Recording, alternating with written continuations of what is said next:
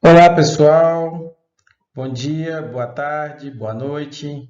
Sejam muito bem-vindos à nossa sétima aula de estatística experimental.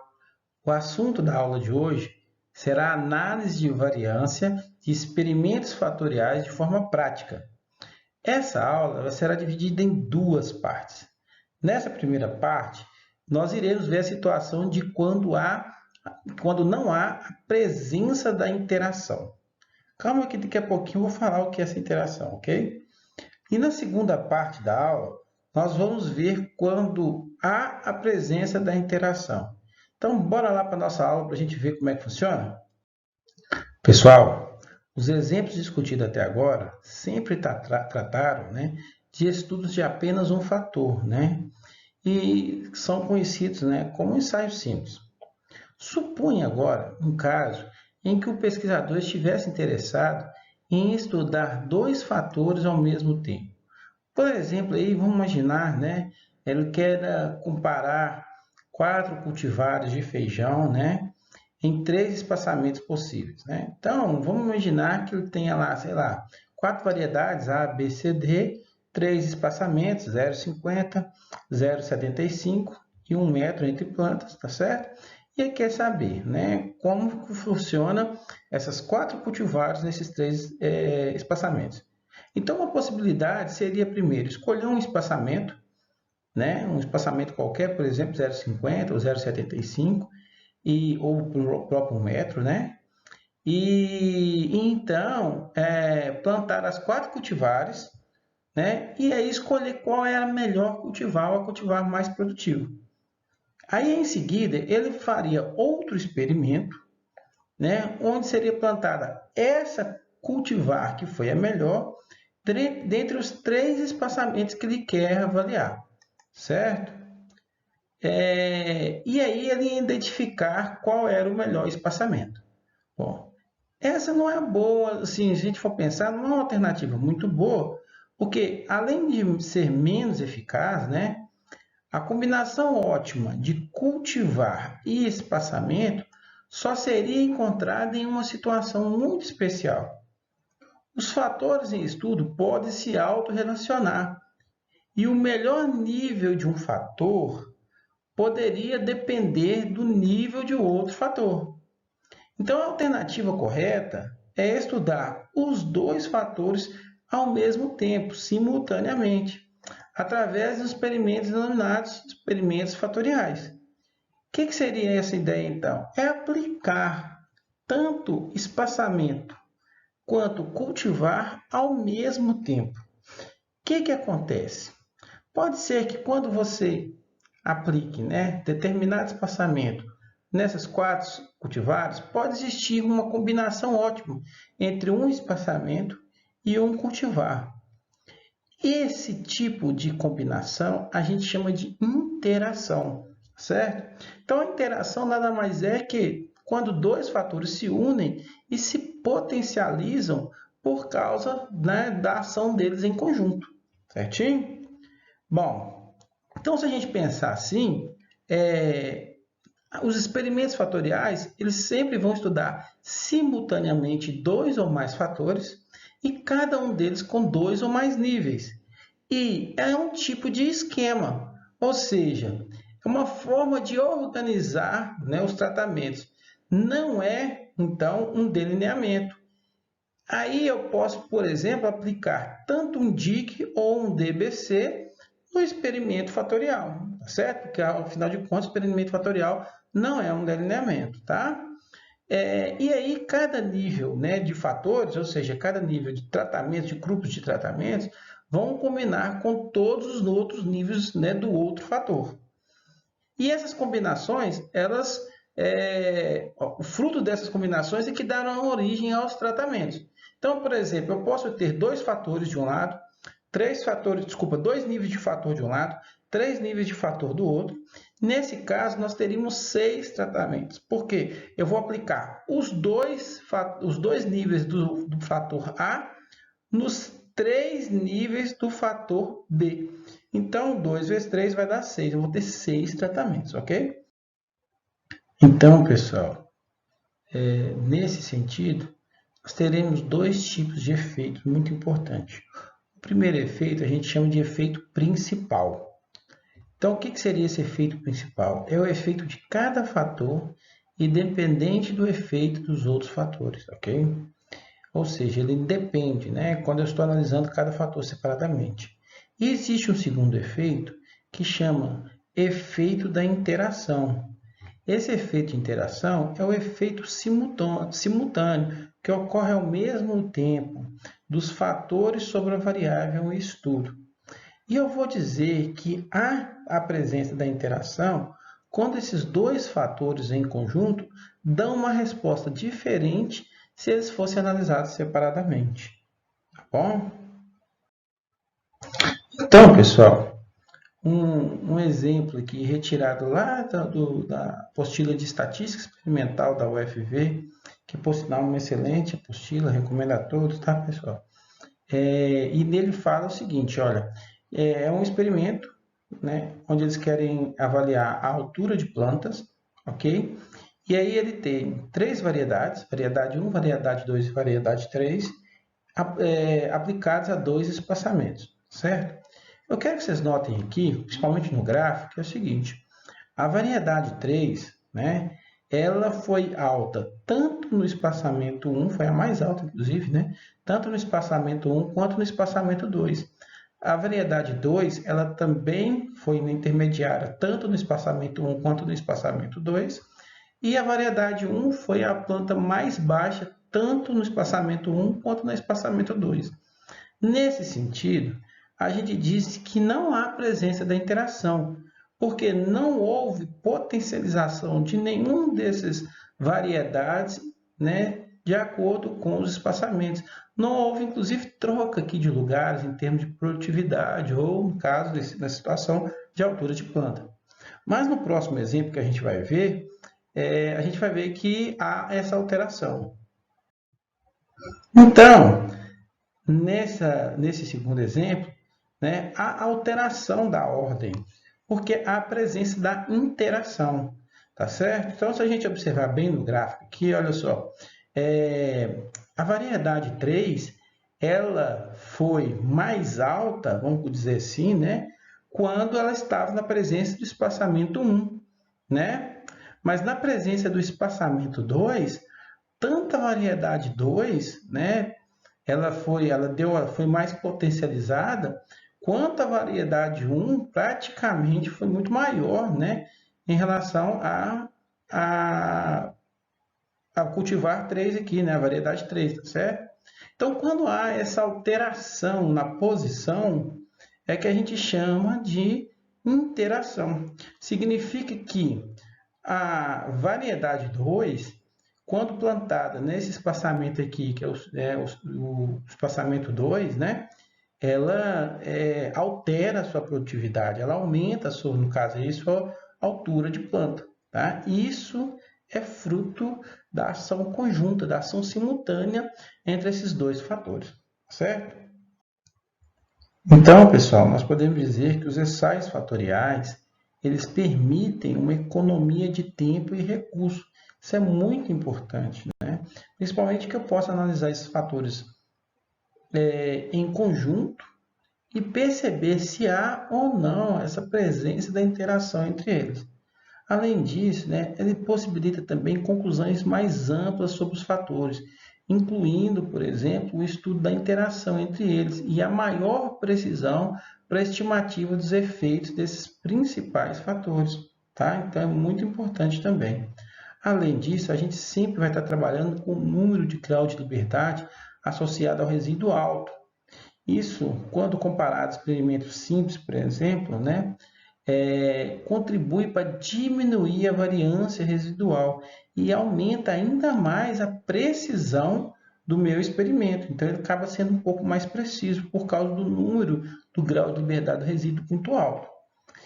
Agora, nem tudo são flores, né? Uma desvantagem é que os experimentos fatoriais requerem maior número de unidades experimentais em relação aos experimentos simples.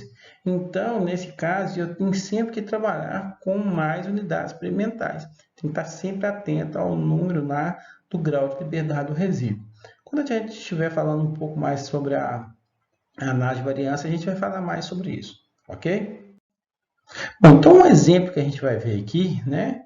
Um exemplo extraído lá da mesma apostila que eu havia falado, né? Estatística Experimental da UFV, e ele fala o seguinte, que foi realizada uma pesquisa para testar 2 tipos de ambiente, com luz artificial e sem luz artificial no período da noite, e 2 tipos de ração, com cálcio e sem cálcio. Então, para tanto, foram utilizadas 24 poedeiras similares, escolhidas aleatoriamente. Ao final da avaliação, foram obtidos os seguintes resultados, que era a quantidade de ovos por poedeira, tá certo? Ao final do experimento. Bom, então ele tinha aqui dois tipos de ambiente, né? Que ele fala que é um ambiente com luz artificial no período da noite e sem luz artificial. Então, com luz artificial, ele teve essa, né? Ele teve aqui, ó, 1, 2, 3, 4, 5, 6, com mais 6 aqui de baixo, 12. Ele teve 12 unidades experimentais que estiveram, né, no ambiente com luz artificial. E 12 unidades experimentais estiveram no ambiente sem luz artificial. E, simultaneamente, ele queria também estudar se há presença ou não com cálcio, né, presença ou não de cálcio na ração, se alterava, né, vamos falar assim, a produtividade de ovos também. Então, ele fez um outro experimento simultâneo àquele, né, envolvendo ração com cálcio e ração sem cálcio, ok? Bom, para as rações com cálcio, ele também, se a gente contar aqui, ó, 1, 2, 3, 4, 5, 6, com mais 6 do lado de cá, significa que ele teve 12 unidades experimentais ou 12 poedeiras, né, que receberam a ração com cálcio e 12 poedeiras que receberam a ração sem a presença de cálcio, tá? E aí ele continua. Ao nível de 1% de probabilidade e admitindo que se trata de um experimento instalado segundo o DIC, então note que, né, o delineamento foi inteiramente casualizado. Lembrar que delineamento é a maneira como eu distribuo os tratamentos a cada uma das minhas unidades experimentais, tá certo? Então, ele aplicou isso em DIC, mas num experimento, né, fatorial, num esquema fatorial, tá certo?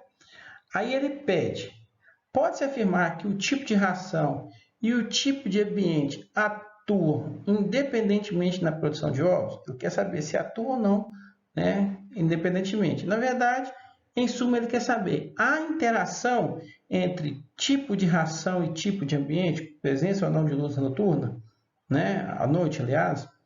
E letra B, qual seria o tipo de ração recomendada? E aí ele fala, né, use o teste de Tucker se necessário. E qual seria o tipo de ambiente recomendado? E ele também fala, use o teste de Tucker se necessário. Certo? A gente vai ver que isso é uma pegadinha, mas deixa para depois. Tá? Então vamos lá para a gente resolver esse exercício. Antes, pessoal, eu preciso, né, para a gente poder reunir melhor essas informações, a gente vai construir um segundo quadro que a gente chama de quadro auxiliar, só para nos ajudar a enxergar um pouco melhor esse experimento. Então, eu vou pegar cada um desses valores que eu coloquei aqui, ó, de ração com cálcio, sem cálcio, ambiente à noite com luz artificial, sem luz artificial, e vou só modificar um pouquinho esse quadro que a gente está vendo aqui, tá certo? Então, ó, eu copiei o mesmo quadro para cá, para baixo, só que agora, o que a gente vai fazer? A gente vai reunir essas informações de forma um pouco diferente, tá? Eu vou pegar, por exemplo, pensando só em termos de ambiente, por enquanto, eu vou somar aqui, ó, cada um desses valores, então 50, 52, 48, 54, 52 e 50. Quando eu somar todos esses 6 valores, eu vou achar o valor de quanto? De 306, tá certo? Então, significa que as aves que tiveram luz artificial, né, essa primeira parte aqui, elas tiveram uma postura de 306 ovos, certinho? A segunda parte, eu vou somar aqui, ó, 42, 44, 46, 43, 44 e 45. Se eu somar cada um deles, eu vou achar quanto? 264. Você deve estar perguntando, que valorzinho é esse aqui que está entre parênteses? É só para eu não esquecer que esses 306 vieram de 6, não é isso? Olha, 6 médias que eu somei aqui, desculpa, 6 unidades experimentais que eu somei aqui, tá? A mesma coisa embaixo, tá certo? Eu vou fazer a mesma coisa para sem luz artificial, tá? Então, se eu fizer para sem luz artificial, a primeira parte aqui, se eu somar aqueles 6, vai dar 290. E a segunda parte, 241. Também cada uma delas foram uma soma de 6 unidades aqui, certinho? Tá. Além disso, eu vou somar também cada um desses valores, considerando, por exemplo, a ração com cálcio. Se eu somar aqui, ó, todo mundo, ó, se eu vir cá e somar 306 com 290, isso dá-me 596, que representa a quantidade de ovos postos na ração com cálcio, ok? E aí eu coloco um valor de 12, porque 6 mais 6 são 12. Significa que se eu somar cada um desses valores desta linha cá de cima, se eu somar 50, 52, 48 até o 45 aqui, eu vou somar 12 unidades experimentais, elas são 12, né? E vai me dar 596. A mesma coisa eu vou fazer para de baixo. Então, se eu fizer embaixo, vai dar 505, também basta somar todos aqui, vai dar lá 12, não é? Pensando nesse sentido, se eu somar 306 com 264, vai me dar 570, que também são 12. Ou basta somar cada um desses conjuntos aqui, ó, que eu estou circulando, certo? E fiz o mesmo para o de lá, 531. Se eu somar todo mundo aqui, ó, se eu pegar dos 50, 52 até o último aqui, que é 43, eu vou achar esse valor aí, que é 1101. E esse valor ele corresponde a quanto? A 24 médias, desculpa, 24 unidades experimentais somadas. Então, esse quadro aqui é um quadro auxiliar, daqui a pouquinho vocês vão ver a importância dele, mas ele é exatamente a reunião das informações do quadro 1. Ora, uma vez que nós já temos o quadro 1 e o quadro 2, agora eu consigo fazer minha análise de variância. Lembra, a primeira coisa que a gente precisa de fazer na análise de variância é o lançamento da hipótese. A gente não pode esquecer. Nesse caso, como eu tenho dois fatores, eu vou ter que lançar essa hipótese duas vezes. O primeiro lançamento da hipótese vai ser com relação ao tipo de ração que nós temos. Então, nós temos ração com cálcio e ração sem cálcio, não é isso? Na hipótese inicial, nós vamos partir do pressuposto que a ração com cálcio, né, não tem diferença da ração sem cálcio. E a gente já sabe, como hipótese alternativa, a gente vai falar que não, elas são diferentes. Nesse sentido, a gente colocou não H0, indicando que elas são diferentes. Tá? A mesma coisa nós vamos fazer para a relação ao ambiente, com luz e sem luz. Né? Então, nós vamos partir do pressuposto que, na hipótese inicial, o ambiente com luz não tem diferença do ambiente sem luz, em termos de média, as árvores vão botar do mesmo jeito com luz e sem luz, e como hipótese alternativa, não H0, ou seja, vai ter diferença entre a produção de ovos com luz e sem luz. Ok? A partir daí, o que a gente vai fazer? Agora a gente vai fazer o nosso quadro da nova. Note que o nosso quadro da nova está bem diferente do que a gente está acostumado. Porque agora vai ter que aparecer cada um desses fatores que eu estou falando. Então, note, aqui em cima eu tenho que falar do fator cálcio, que é o primeiro fator que a gente chama de fator A, que é a presença ou não do cálcio. E o segundo fator, que é o fator B, que a gente chama de luz. Né? Por que luz? Porque é a presença ou não de luz, ok? E eu tenho que levar em consideração a interação. Será que existe interação entre a presença de cálcio na ração e o fornecimento de luz artificial à noite ou não? Então, a gente precisa de ter essa informação da interação. Além disso, eu vou ter os tratamentos. Quem serão os tratamentos? Ora, eu vou ter 4 tratamentos. Por que eu vou ter 4 tratamentos? Vamos entender? Bom, eu tenho uma ração com cálcio e ela tem 2 níveis. Desculpa, eu tenho um tipo de ração com 2 níveis nesse fator, que é a ração com cálcio e sem cálcio, não é isso? Então, a gente fala que o fator A são 2. O fator B também vai ser 2, que é a presença ou não de luz, né? Então, eu tenho um ambiente com luz artificial e um ambiente sem luz artificial. Também é 2. Quando eu multiplicar 2 vezes 2, vai me dar 4. Significa que eu tenho 4 tratamentos.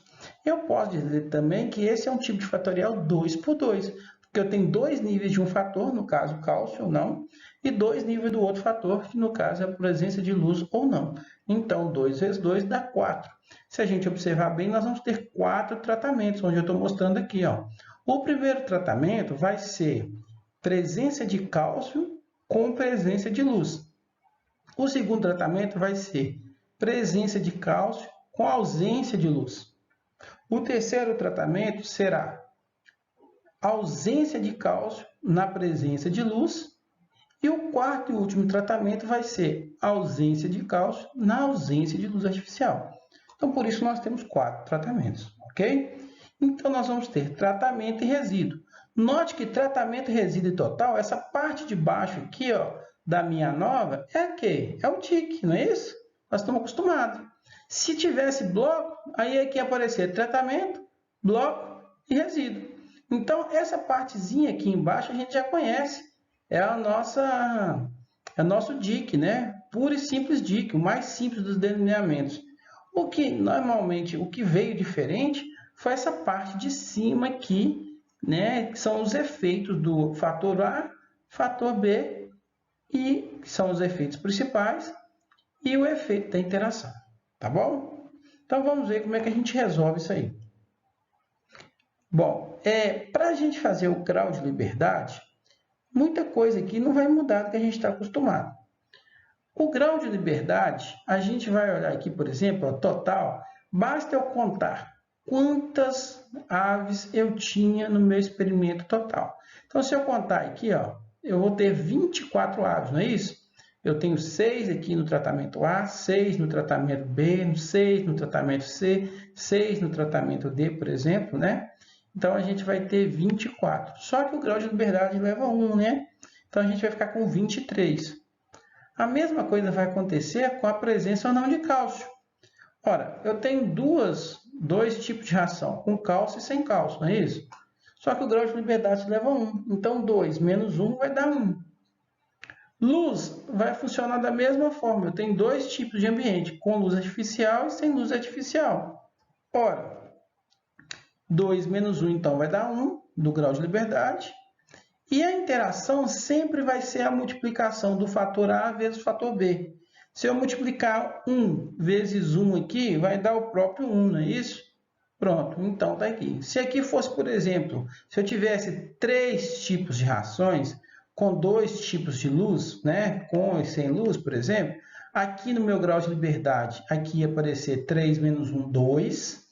Aqui ia continuar com 1 e 2 vezes 1 ia dar 2. Então, aqui na interação ele ia aparecer 2, porque 2 vezes 1 dá 2. Tá certo? Então, é simplesmente multiplicar o valor do fator A, do grau de liberdade do fator A, pelo grau de liberdade do fator B. Certinho? Para achar o valor dos tratamentos, tem duas formas que eu posso fazer isso. A primeira forma é, eu sei que tem 4 tratamentos, nós já falamos sobre isso. Então, 4 menos 1, 3. Mas eu posso também obter tratamento de uma outra forma. Basta eu somar aqui, ó, o valor do fator A, do grau de liberdade, né, do fator A, o grau de liberdade do fator B, mais o grau de liberdade da minha interação. Se eu somar esses 3 aqui, ele tem que dar o valor do tratamento, que é 3. Então, tem duas formas de obter o tratamento. E para obter o resíduo, vocês já estão acostumados. Basta fazer o quê? Total menos tratamento. Então, 23 menos 3 dá 20. Isso aí também vocês já estão acostumados. Então, pessoal, para a gente fazer os cálculos, né, da soma de quadrado, nós vamos começar com a soma de quadrado que a gente sempre faz, não é isso? A soma de quadrado total.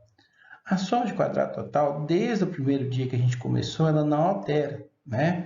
Ela sempre vai ser de que jeito?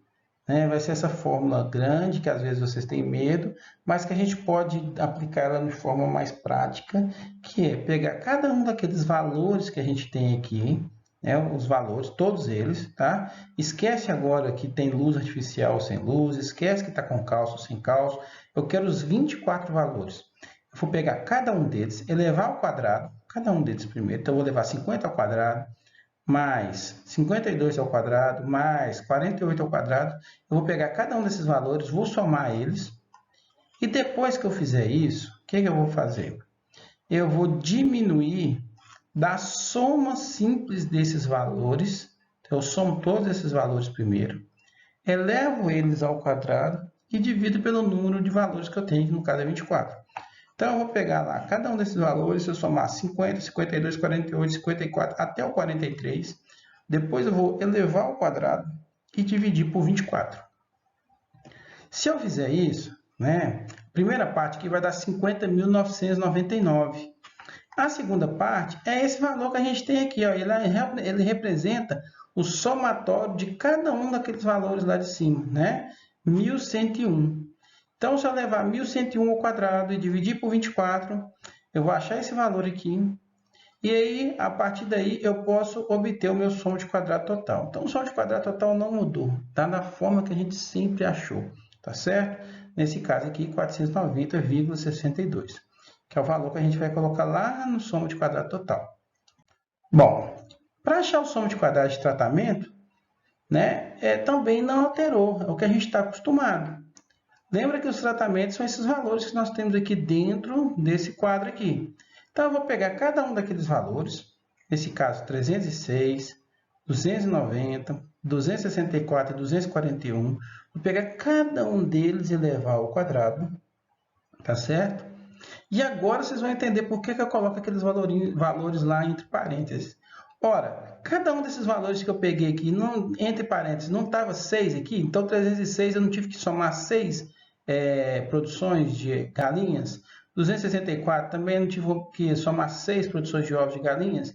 Eu vou dividir por esse número. Por isso que a gente coloca aqueles 6 lá. É só para auxiliar, para a gente lembrar, tá certo? Então, eu vou pegar cada um daqueles valores, elevar ao quadrado e depois dividir por 6. E extrair da correção. Esse valor aqui é o mesmo que se repete. Ele representa quem? Os 1.101 elevado ao quadrado dividido por 24. Tá?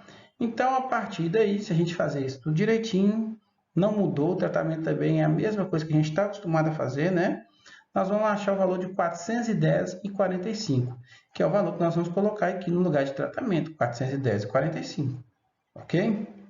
Bom, feito isso, a gente já até poderia procurar aqui o valor do resíduo, mas eu vou esperar um pouquinho, daqui a pouco a gente fala do resíduo, calma lá, tá? Mas o resíduo não muda, também nós vamos procurar o resíduo igual a gente fazia lá no TIC, tá bom? Bom, eu estou interessado em saber também qual é o valor da soma de quadrado de cálcio, tá? Ou a soma de quadrado do fator A. Para obter a soma de quadrado do fator A, a fórmula é essa, para quem gosta de fórmula, mas como a gente está fazendo aqui de forma prática, como que eu vou obter, né, o valor do SQ, no caso aí, SQ cálcio, né? Nós vamos pegar cada um dos valores totais do valor de cálcio aqui. Então, a ração com cálcio, né, foram 596 ovos, não é isso? Né? Que eu vou levar ao quadrado. E 505 que foram sem cálcio, que eu também vou levar ao quadrado. E vou dividir por 12. Lembra lá do valorzinho que está entre parênteses? Por isso que a gente divide por 12. Né? Então, se eu fizer isso, eu vou achar 50.853,42 e vou extrair da correção, que a gente já está acostumado a esse valor de correção, né? Se a gente fizer tudo direitinho, todas as contas, nós vamos achar 345,04, que é o valor que eu vou colocar lá para cálcio. A mesma coisa eu vou fazer com luz artificial, né? Então, se a gente for com luz artificial, a gente vai fazer, né, o que seria o fator B, nós vamos ter a mesma situação. Ora, então, o soma de quadrado de luz, né, nós vamos ter aqui, ó, 570, que é o ambiente com luz, que eu vou levar ao quadrado, 531, que é o ambiente sem luz, que eu também vou levar ao quadrado, e vou extrair dos 12 lá, da mesma forma que eu fiz com cálcio, sem cálcio na ração, tá certo? Bom, se a gente fizer isso, nós vamos achar aqui 50.571,75 e a partir daí agora fica fácil, a gente já sabe como é que faz. O resultado vai ser 63,37, que é o que a gente vai colocar aqui no lugar de luz aqui, né? Tá? Bom, note, pessoal, que está faltando o que agora? Está faltando a interação e está faltando o tratamento, certo? Bom, lembra quando eu falei que eu posso achar o valor do tratamento somando cada um daqueles fatores? Bom, se eu posso obter os tratamentos somando cada um daqueles fatores, eu posso obter, então, cada um desses fatores também diminuindo do tratamento os fatores que eu conheço. O que eu estou querendo dizer? Ora, eu posso achar a interação com a ajuda do SQ tratamento. O SQ tratamento não é a soma do efeito de cálcio, do efeito de luz e do efeito da interação? Então, eu posso achar a interação por diferença também. Ora, eu posso dizer que a soma de quadrado de interação vai ser igual à soma de quadrado de tratamento, né? Menos a soma de quadrado de cálcio, menos a soma de quadrado de luz. Certo? Se eu fizer isso, o que eu vou achar? Cada um daqueles valores na hora. Soma de quadrado de tratamento, 410,45. Soma de quadrado de cálcio, 345,04. Soma de quadrado de luz, 63,37. Se eu diminuir esses todos aí do tratamento, eu vou achar 2,04, que é o valor do meu soma de quadrado da interação. A gente faz meio que parecido com o que a gente faz no resíduo. Né? O resíduo a gente já sabe como é que faz, não é isso? A gente pega o total, diminui tratamentos, né? E aí a gente acha o valor do resíduo, que nunca mudou e está aqui do mesmo jeito que a gente está acostumado. Então vai dar 80,17. Feito isso, pessoal, a parte mais difícil, vamos falar assim, da nossa análise de variância passou. Porque agora as continhas são bem mais simples, não é verdade? Então, para achar o quadrado médio de cálcio, por exemplo, basta eu dividir quem? A soma de quadrado de cálcio, né? Pelo grau de liberdade do valor de cálcio lá, né? Então, se a gente fizer isso, 345,04 dividido por 1, dá os próprios 345,04, não é isso? Se eu fizer a mesma coisa para luz, a mesma coisa para cálcio e luz, que é a interação, nós vamos obter esses valores aí do mesmo jeito, né?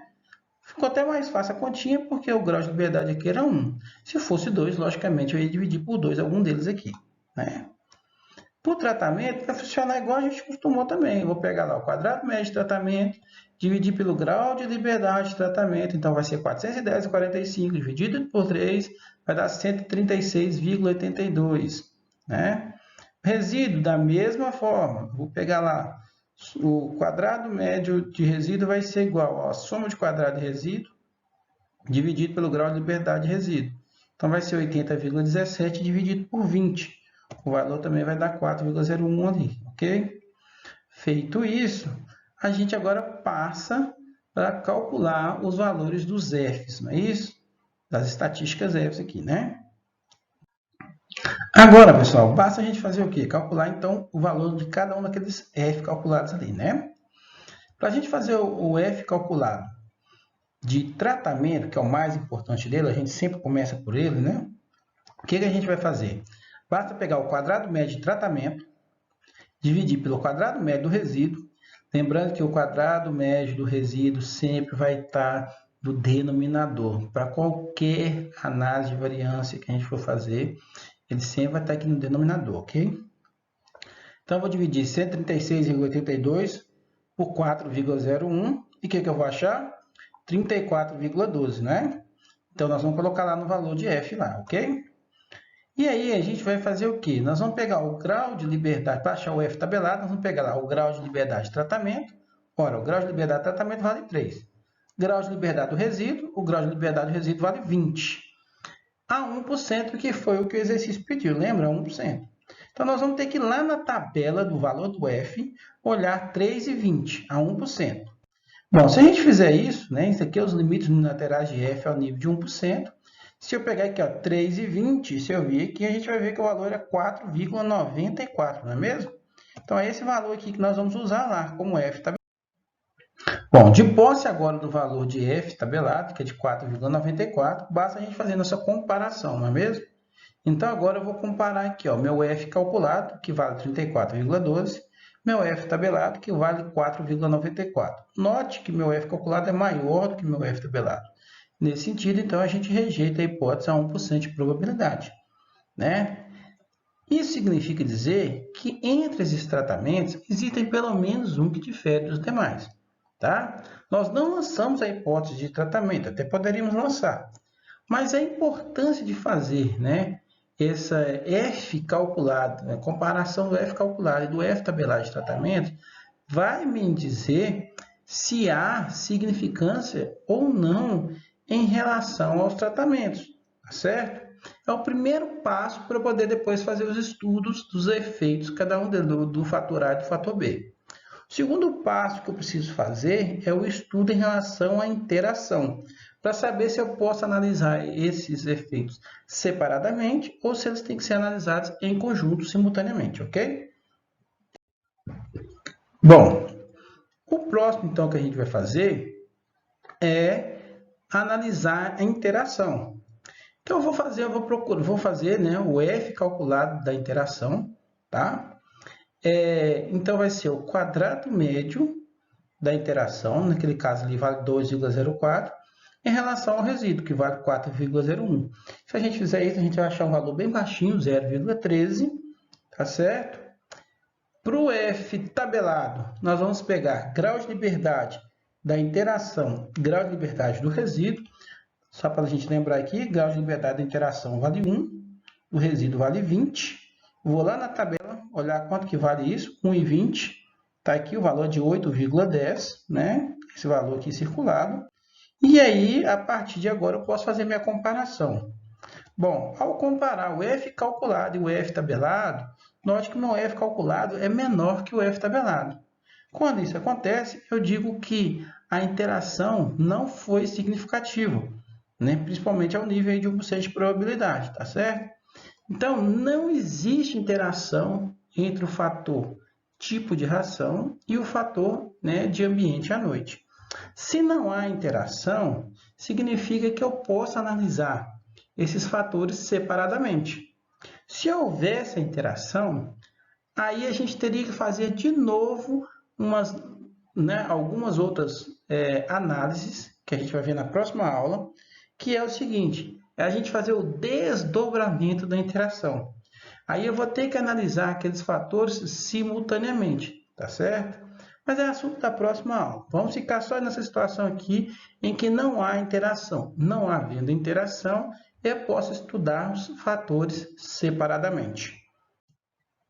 Uma vez que a gente vai poder estudar esses fatores separadamente, eu posso então começar com o fator cálcio e fazer, né, então, a primeira hipótese nossa, que é se há ou não diferença entre a presença ou não de cálcio, tá certo? Bom, uma vez que eu tenho o quadrado médio de cálcio, vale 345,04, tá aqui o valor, né? O quadrado médio do resíduo vale 4,01. Se a gente fazer essa divisão aí, nós vamos achar 86,04. A mesma coisa nós vamos fazer com o valor do F tabelado. O F tabelado aqui, então, vai ser o grau de liberdade de cálcio, que vale 1, e o grau de liberdade de resíduo, que vale 20. A gente já conhece esse valor de F tabelado, né? É o mesmo lá da interação. Vai dar os próprios 8,10. Então, a partir daí, o que a gente vai fazer? A gente vai, então, comparar o F calculado, que vale 86,04, e o F tabelado, que vale 8,10. Note que meu F calculado é 10 vezes maior que o F tabelado, né? Então, nesse caso, a gente pode dizer que rejeita-se a hipótese inicial ao nível de 1% de significância pelo teste F. E eu posso dizer, então, que há diferença entre as rações com cálcio e sem cálcio. Há diferença na produção, há diferença na postura, tá bom? A partir daí, eu posso também analisar separadamente os tipos de ambiente. Para analisar o tipo de ambiente, a gente vai fazer a mesma coisa que a gente fez agora com cálcio. Ora, eu vou pegar lá o valor do quadrado médio de luz, que vale 63,37, é o último que falta, e o quadrado médio do resíduo, que é o 4,01. Vou dividir eles, a gente vai achar o valor de 15,80, está aqui. E vou comparar com o mesmo F tabelado. Coincidentemente, deu o mesmo valor, mas não precisava de ser, tá bom? Então, o grau de liberdade de luz aqui vale 1, o grau de liberdade de resíduo vale 20. Se a gente fizer isso aí, nós vamos achar os 8,10, tá? Novamente, isso aqui foi, né, uma coincidência. E aí eu posso comparar cada um desses valores lá, né? Então, ó, o F calculado 15,8, o F tabelado 8,10. Note que meu F calculado é quase 2 vezes maior que o meu F tabelado.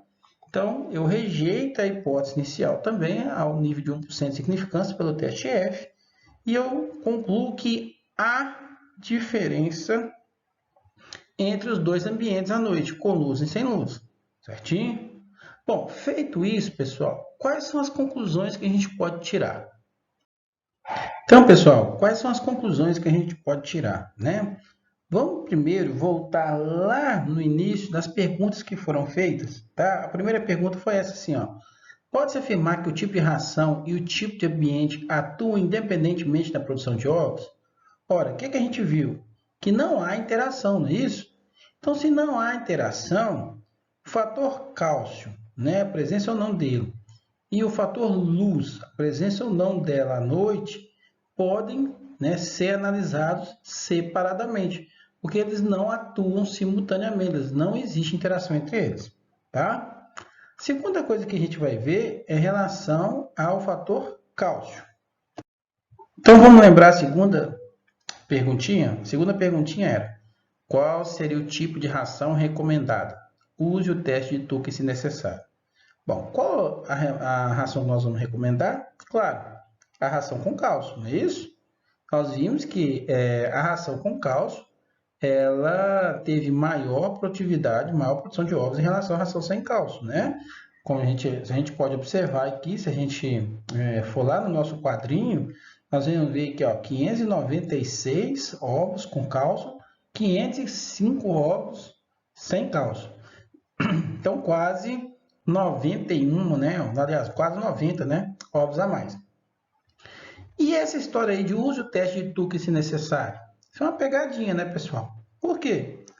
Porque, veja bem, se eu tenho apenas dois tratamentos ali nesse caso, que é com cálcio e sem cálcio, né, dois níveis do meu fator, né, eu não preciso aplicar o teste de Tucker. Eu só posso aplicar o teste de Tucker a partir de 3 níveis, tá? Então, não precisa. A nova ela já é suficiente para indicar se há ou não diferença, certinho? Com relação à última conclusão que a gente vai fazer, vamos voltar também na pergunta, e ela fala o seguinte: qual seria o tipo de ambiente recomendado? Ora, se a gente analisar aqui, a gente sabe que o ambiente recomendado vai ser a presença de luz à noite, não é isso? Se a gente notar, olha aqui, a presença de luz foi 570 ovos, a presença, né, sem a ausência de luz, 531. Aproximadamente 40 ovos a mais produzidos, né, na presença de luz. Então, recomenda-se sim usar a luz artificial. E, de novo, a história do Tucker, que é uma pegadinha. Não preciso mais fazer o teste de Tucker porque eu só tenho 2 níveis desse fator. Se houvesse mais níveis, aí sim eu teria que fazer um teste de Tucker. Ok?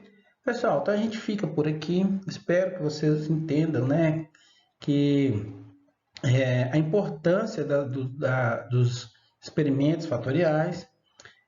Convido a vocês, então, a assistirem, né, semana que vem, a próxima aula nossa, que vai ser sobre quanto à presença da interação. Então, tchau, um abraço e muito obrigado até aqui, tá?